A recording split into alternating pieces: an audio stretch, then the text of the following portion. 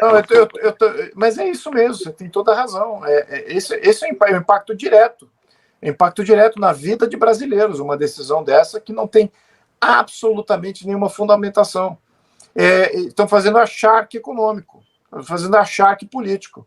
Achar que, porque está exportando para um país que é ditatorial.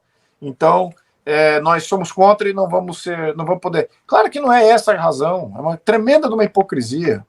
Então, eles já estão jogando. Espanta até que a Alemanha, que se diz aí um país que tem um Estado de Direito, que tem uma visão honesta, uma postura honesta com relação a tudo que acontece no mundo, se preza muito para fazer a coisa certa. Não é nada disso. É um país comum, politicamente comum, como todos os outros. E as nossas instituições não devem nada às instituições alemãs, muito pelo contrário. A gente aprendeu com as imensas imbecilidades que os alemães cometeram no século XX, mas imbecilidades mesmo, que o sistema alemão proporcionou. É um sistema novo, tá? A Alemanha é um país novo, ele não existia, o Brasil existe há mais tempo que a Alemanha. Então, a gente tem que entender isso. Tá? A gente tem muito aqui que não é valorizado em função desse marxismo que tomou conta do Brasil, não conta a nossa história. Agora, a gente é mais velho, com instituições mais velhas, mais dignas, do que todas aquelas que a Alemanha construiu a partir do final do século XIX. E ainda errou muito. Entregou o país ao imperador Wilhelm, aí, parente meu até.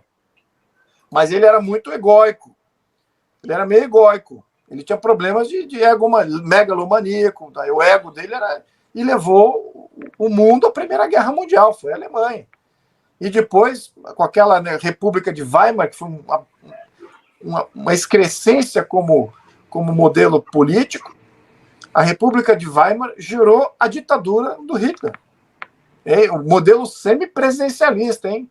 Eles saíram do modelo imperial, que já tinha muitos erros ali, não era igual ao modelo imperial que existia em outros países, entrou no modelo de República de Weimar, semipresidencialista, uma porcaria de um sistema que gerou Hitler, que acabou completamente virando talvez uma das piores ditaduras do mundo. Então, e veja o volume de gente que perdeu vida em função disso.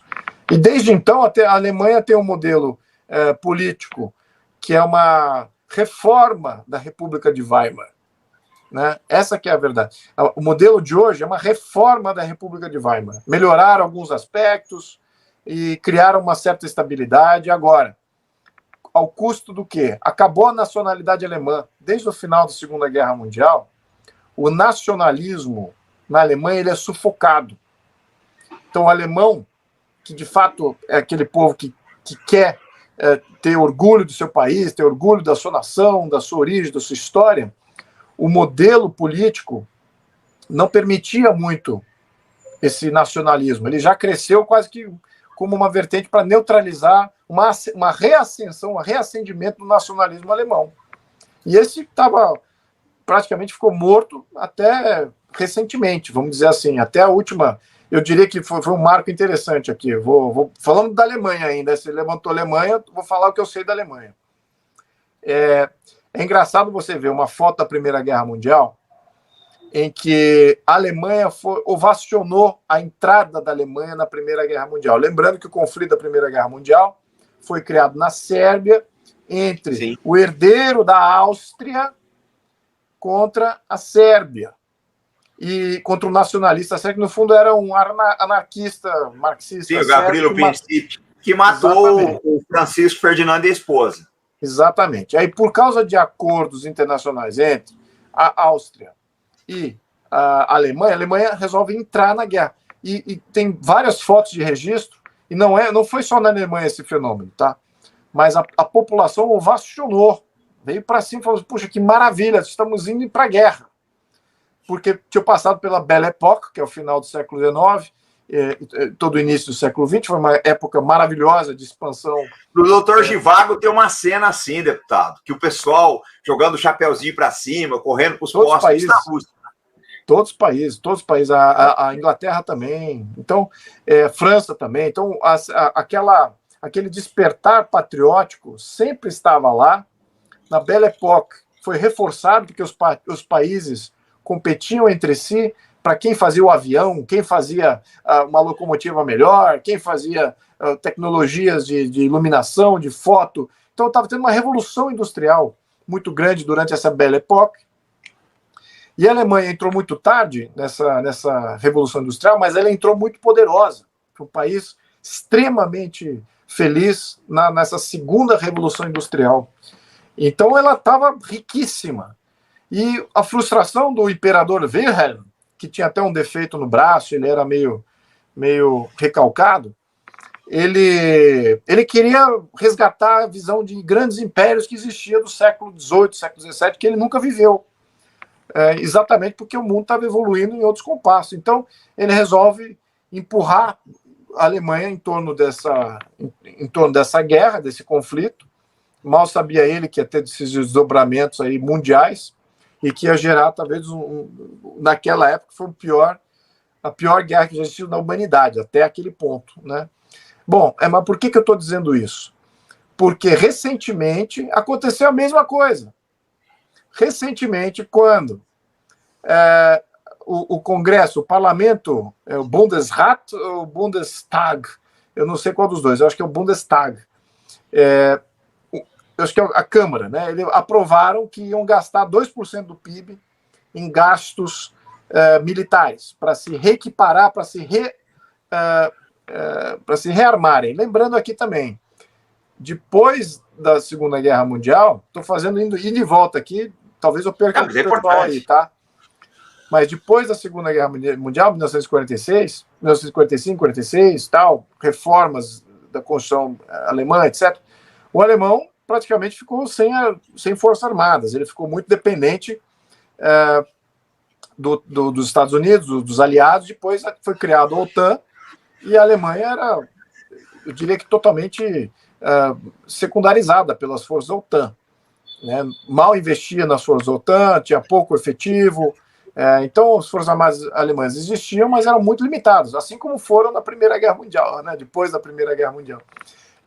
Mas, enfim, e agora, então nunca houve essa questão nacionalismo, de ter força armada e tal, mas agora eles aprovaram o aumento de gasto militar e foram amplamente ovacionados pela população fora do parlamento alemão, jovens aplaudindo, pessoas aplaudindo a decisão de rearmar e de ter aí mais gastos militares em função da guerra da Ucrânia, que a Alemanha tem que se rearmar. Então você veja dois momentos aqui da história, mas politicamente eu não confio na Alemanha. Tá? Ela pode se dizer que tem algumas coisas que a gente aprende de qualquer país, né? A Alemanha tem muito a ensinar, mas como conter e como ser um país em que você tenha a sua nacionalidade sendo bem representada, ao mesmo tempo você ter uma visão exportável. A Alemanha nunca foi império, né? Ela foi um império muito limitado. Ela nunca teve colônia, nunca teve... Então, eu fico com um pouco de receio de colocar um pouquinho de fé aí, um pouquinho de... eu diria que... como é que eu diria? E dar um pouco mais de autoridade à Alemanha, a um país que não teve essa experiência. A França, por contrapartida, teve muita experiência, aprendeu muitíssimo. Fez erros crassos durante a sua colonização da África. Nunca mais vai fazer, certamente. Já é um país mais moderado, até nesse sentido de experiência, tá? Na minha opinião. Mas, enfim, então por isso que eu digo, nós não podemos levar aqui, porque é o alemão, porque ele fabrica coisa boa e tal, ficar aquele recalco, eu sou brasileiro. Não pode não, viu?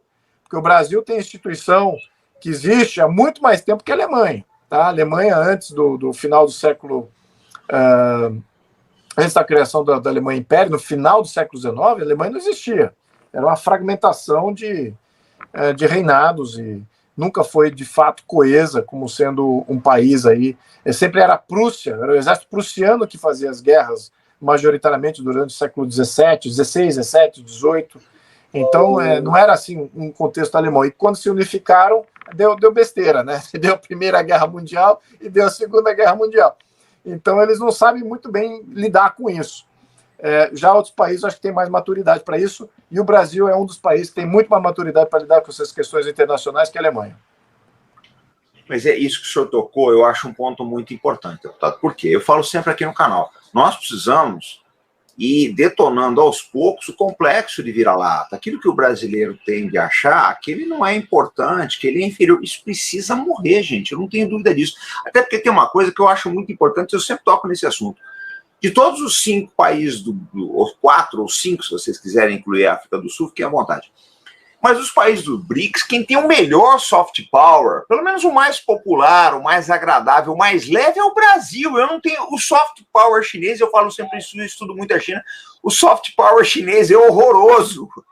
O indiano só tem a yoga. O russo tem muita coisa boa na cultura, etc., mas é uma coisa mais erudita, uma coisa mais pesada. O soft power brasileiro tem condições de ser a marca do BRICS, gente. Eu não tenho dúvida disso. Agora,